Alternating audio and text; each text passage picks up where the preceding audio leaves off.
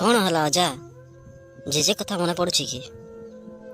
ହଁ ରେ ନାତିଆ, ତୋ ଜେଜେ ଯାଇକି 15 ଦିନ ବିତିଗଲାଣି, ହେଲେ ତା ପଇସା ମିଳି ପାରୁନି। କୋଉ ପଇସା କି ଅଜା? ଆରେ ତୁ ଜାଣିନୁ କି ହରିଶ୍ଚନ୍ଦ୍ର ଯୋଜନାରେ କୌଣସି ବ୍ୟକ୍ତି ଦେହାନ୍ତ ହେଲା ପରେ ଶବଦାହ ପାଇଁ 3000 ଟଙ୍କା ସହାୟତା ମିଳୁଛି। ହଁ ଜାଣିଛି, ସେଇଟା ତ ସାଙ୍ଗେ ସାଙ୍ଗେ ମିଳିବା କଥା। ତମେ ଯାଇକି ସରପଞ୍ଚ କିମ୍ବା ପିଓକୁ ମାଗିଲନି? ଆରେ ନାତିଆ, ସରପଞ୍ଚ ପାଖକୁ ଗଲି, ସେ ମୋତେ ଗୋଟେ ଫର୍ମ କିଣିବା ପାଇଁ କହିଲା।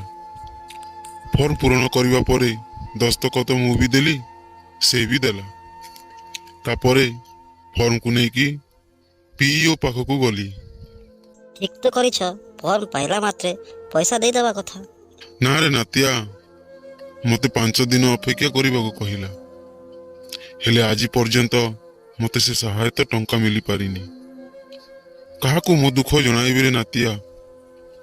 ଧାର କରଜ କରି ତୋ ଜେଜେମାର ଶବଦାହ କଲି। ଭାବିଲି ସେ ଟଙ୍କା ମିଳିଲେ ଧାର ସୁଝିଦେବି, ହେଲେ ଟଙ୍କା ମିଳିବା କାଠିକର ପାଠ ହେଉଛି।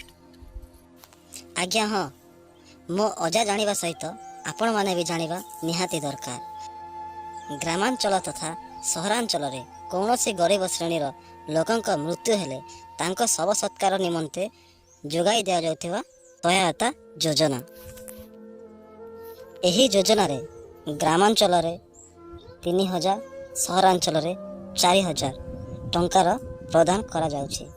ଗ୍ରାମାଞ୍ଚଳରେ ସରପଞ୍ଚ ଆଉ ସହରାଞ୍ଚଳରେ ପୌରପାଳିକ ଭାରପ୍ରାପ୍ତ ଅଧିକାରୀ ପ୍ରଦାନ କରିବେ। ଏହି ଯୋଜନାରୁ ଟଙ୍କା ଉଠାଇବା ପାଇଁ କୌଣସି କାଗଜପତ୍ର କିମ୍ବା ପ୍ରମାଣପତ୍ରର ଆବଶ୍ୟକତା ନାହିଁ। ଏହି ଟଙ୍କା ତୁରନ୍ତ ମିଳିଥାଏ, କାହିଁକି ନା ଆର୍ଥିକ ମାନଦଣ୍ଡ ତଳରେ ଥିବା ଲୋକମାନଙ୍କ ଶବ ସତ୍କାର ନିମନ୍ତେ ଆରମ୍ଭ କରାଯାଇଛି।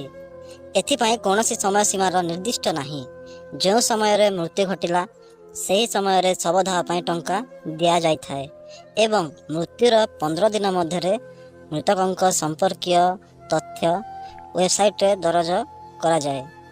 15 ଦିନ ପରେ ଦରଜ କରିବା ସମ୍ଭବ ନୁହେଁ।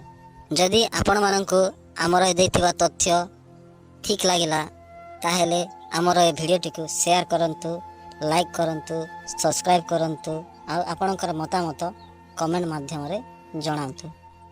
ଧନ୍ୟବାଦ।